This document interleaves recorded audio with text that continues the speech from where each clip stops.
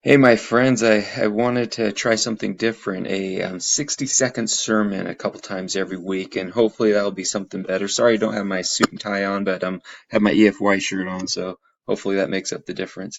Anyway, at the beginning of Enos, we find him out in the woods hunting, and as he's hunting, it says his soul hungered, and I think there's a little lesson behind that.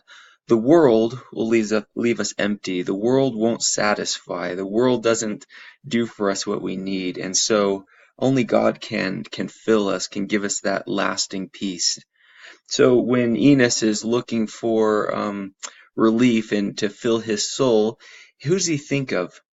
All he thinks of is his father and what his father had taught him. Parents, you have the greatest influence. You make a difference more than anything else, and especially when we're lost. Notice how the church is moving to this home-centered, church-supported, because they know that. If you think through the scriptures, Nephi, he thought of his father. Alma the Younger thought of his father when he was in his agony. The stripling warriors, it was their mothers. And Timothy, it was his mother and grandmother. All through the scriptures, it's parents who make the greatest influence for good. So you think, well, what do parents teach? Right there in those same verses, it says that his father had taught him in the nurture and admonition of the Lord.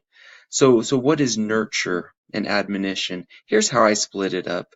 Nurture is perhaps knowing of God's goodness, His love. Hey, God loves you, and children desperately need that. Admonition is more of the, well, here's the commandments and teachings. These are the things that God expects of us.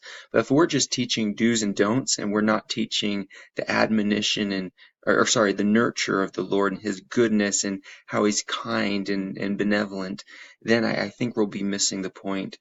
So which is more important of those? I don't know which is, because I think both are essential to good parenting. So, anyways, I hope this 30-second, 60-second sermon is helpful. Have a great day.